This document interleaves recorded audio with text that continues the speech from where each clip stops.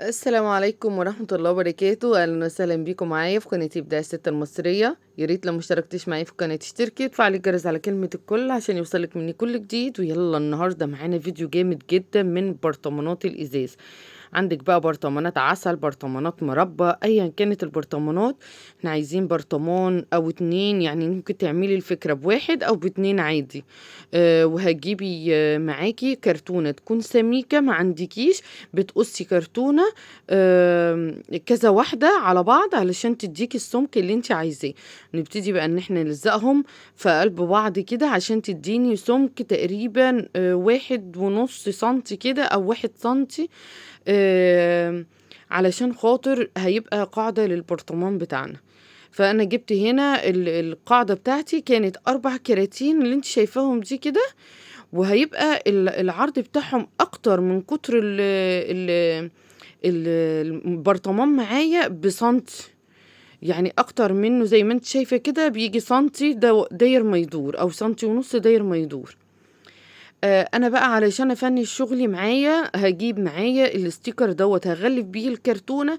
هي على العموم الكرتونة مش هتبان، فلو عملتيها بأي لون علشان خاطر لون الشغل اللي احنا نشتغله مفيش اي مشكلة. هي كده كده الكرتونة معانا مش هتبان، بس عشان الفينش في النهاية يبقى شكله حلو، ما يبقاش فيه اي ديفوهات خالص وما تبقاش الكرتونة باينة خالص، فهغلفها بالايه، بالستيكر، باي حته ستيكر. بصي انا خدت معايا حته ستيكر صغننه خالص ما كملتش ربع متر يعني.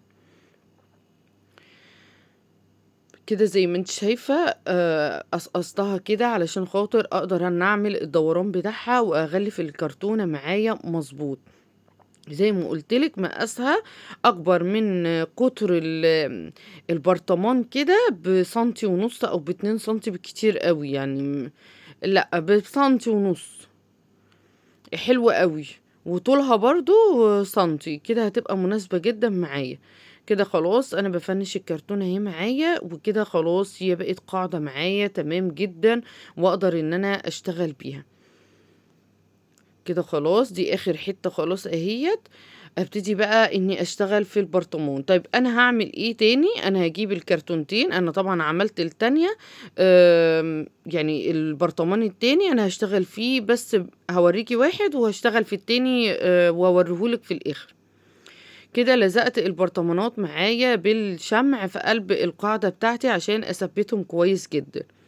لحد الخطوة ديت هبتدي بقى اني اشتغل معاكي في برطمان واحد ووريكي التفاصيل كلها علشان خاطر تطلع معاكي حاجة مظبوطة. اهم حاجة تتاكي كويس علشان الشمع يثبت. هبتدي بقى اجيب معايا ايه، عصيان الشيش طاووق. طبعا الكيس مليان كتير كده، ب10 جنيه بيتباع ب12، مش فاكرة بكام دلوقتي. هبتدي اجيب كل واحدة كده بالراحة، وعلى الكرتونة اللي انا عملتها ديت هبتدي اني الزقها. في الخطوة دي بقى هخليكي بالراحة جدا واحدة واحدة لحد ما تلزقي العصيان بتاعتك دي معاكي. بصي علشان الشمع ينشف الاول. بصي هتلاقيه بيميل منك كده، لا انت استني لما تنشف خالص. تمام. وبعد ما تنشف هتبتدي ان انت تلزقي بقى ايه الشمع على الكرتونة داير ما يدور كده، مع فرق ايه 2 ملي يعني. بصي ما كملش نص سنتي، انت شايفة ما بين العصاية والتانية نص سنتي. ما بين كل نص سنتي والتاني كده زي ما انت شايفة. هتحطي واحدة وتلزقيها بالطريقة دي كده. اهم حاجة ان انتي تظبطي ايدك. تشوفي اي طريقة ان انتي تستني، لا انتي حطي الواحدة واما تنشف تشتغلي على الباقي. ما بين كده كل نص سنتي والتاني ابتدي ان انا ايه، احط عصاية الشيش طاووق دي معايا، وايه ونعمل بيها الفكرة بتاعتنا. ازاي داير ما يدور على البرطمان كله زي ما انت شايفه. سهلة جدا. يعني هي بس بتاخد وقت، هي دي الخطوة الوحيدة اللي بتاخد وقت. اخلصها بقى واوريهالك. كده بقى بعد ما خلصتها كلها وعملت داير ما يدور على الكرتونة من تحت، باثبّت بقى معايا الكرتونة من العصيان دي معايا من تحت كده. أنا عندي الخيط الصوف ده، طب أنتِ ما عندكيش خيط صوف، عندِك خيط خيش مثلًا هتشتغلي بيه، عندِك خيط مكرمية هتشتغلي بيه، عندِك ألوان تانية مثلًا هتشتغلي باللون اللي أنتِ تحبيه واللون اللي أنتِ عايزاه. هنثبّت بس أول حاجة كده، وبعدين نبتدي إن إحنا نكمّل كده لَف كده، ولو في حاجة هنثبّتها برضه بمسدس الشمع علشان خاطر تطلع معانا من تحت كده مضبوطة، وتمسك معانا عصيان الشيش طاووق دي مع الكرتونة ما تفُكِّش مننا خالص. خلّيكِ بس معايا خطوة، خطوة بُصّي هاعمل معاكم فيديو إن شاء الله هيعجبِك جدًا وفكرته حلوة أوي، أوي، أوي. يعني بتروحي تشتريها من برّه كمان غالية جدًا، يعني أنا مش عارفة الحاجات دي غالية أوي ليه كده. أنتِ تقدري إن أنتِ تعمليها بأقل التكاليف وتبدعي في بيتِك وتزوّقي بيتِك كده بأحلى حاجة. كده أنا خلّصت خلاص أهوّة، خلاص هاقص بقى الخيط معايا وثبّته. هابتدي بقى أجيب الجزء اللي فوق دوّة، هاثبّت بس على الحرف بتاع البرطمان من جوّه بالشمع. هابتدي أحط شمع بسيط كده وتعمليه. طيب لو أنتِ مش عايزة الخطوة دي ممكن وأنتِ بتلزقي البرط ال ال العصيان دي من تحت، تلزقيها من تحت وتلزقيها من فوق في نفس الوقت. يعني تلزقي العصاية من تحت من على الكرتونة من تحت زي ما إحنا كنا عاملين، وتروحي لازقاها من فوق وتثبّتيها في المكان بتاعها بالضبط. بُصّي مشيت كده بالمسدس بالراحة واحدة، واحدة هيثبتوا معاكِ. أهم حاجة بس استني 5 كده، هتلاقيهم بقى مسكوا معاكِ جامد جدًا وما فيش أي مشاكل. أهو بُصّي، وخلّي بالِك من المسافات بتاعتها عشان تطلع معاكِ مضبوطة، ما يبقاش في إيه، حاجة أوسع من حاجة. بُصّي زي ما أنتِ شايفة كده، كده أنا خلّصتها وسِبتها بردت يعني الشمع نشف خالص. هاجيب بقى الخيط برضه معايا وهاجي عند المكان اللي أنا لزقت فيه عند حرف البرطمان دوّة كده، وهابتدي إن أنا ألزق برضه داير ما يدور كده. أول حاجة باثبّتها بالشمع زي ما متعودين، وبعد كده هامشي كذا لَفّة كده بالطريقة ديّة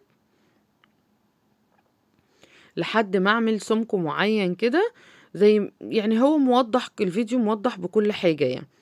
خلاص أنا هاشيل الزيادة وهاثبّت حرفها كده بالشمع. طيب الزيادة اللي فوق ديّة بقى هاعمل إيه، بالراحة وواحدة، واحدة كده هابتدي إن أنا بالمقص كده بالراحة. العصيان جامدة على المقص بالراحة كده قصيت ورُحتِ إيه، وتروحي كاسراها كده هتروح مكسورة معاكِ سهلة جدًا. ما تعمليهاش من غير ما تعمليها بالمقص مش هتتقص معاكِ مضبوطة. كده أنا قصيتها أهوّة وتمام، الشكل جميل معايا، بس من فوق كده الشكل فيه ديفوهات كده ومش حلو خالص. أنا جِبت بقى الخيط ده معايا اللي أنا اشتغلت بيه، وجِبت إبرة الكروشيه وعملت بيها سلسلة كده، أو ممكن تعملي ضفيرة بنفس الخيط، وتبتدي إن أنتِ تمشي على الحرف بتاع البرطمان ده معايا، زي ما أنتِ شايفة كده تمشي على الحرف بالضبط بالإيه، بالشمع وبتمشي عليه بالسلسلة اللي إحنا عملناها دي. هتداري الديفوهات اللي هتبقى موجودة معانا، وهتخلّي المنظر في الآخر شكله حلو جدًا. وتبقي أنتِ عملتِ من برطمان وشوية عصيان شيش طاووق فكرة جامدة جدًا إن شاء الله تعجبِك. كده أنا خلّصتها معايا أهوّة. البرطمان التاني بقى دوّة أنا هاعمله بنفس الطريقة بس عشان الفيديو ما يبقاش طويل معانا، هاشيل برضه الغطا وهابتدي إن أنا أشتغل بنفس الطريقة بالضبط اللي عملتها في البرطمان ده هاعملها هنا. وهنا بقى رجعت لكم بعد ما عملنا البرطمانين وجبنا بقى الشمع الإلكتروني بتاعنا الجميل دوّة وحطيناه. بُصّي شكلها عامل إزاي، ديكور شكله تحفة جدًا. وتقدري كمان تستعمليه من غير شمع إلكتروني من غير أي بُصّي هي شكلها حلو أوي، ومن حاجات بسيطة جدًا عملنا حاجة من جميلة. إن شاء الله يعجبِك الفيديو وتقولي لي رأيِك في كومنتات، متنسيش تعملي شير ولايك وسبسكرايب للقناة وتفعلي الجرس على كلمة الكل عشان يوصلك مني كل جديد. ومش هنسى ما تنسوش تعليقاتكم عشان برد عليكم. والسلام عليكم ورحمة الله.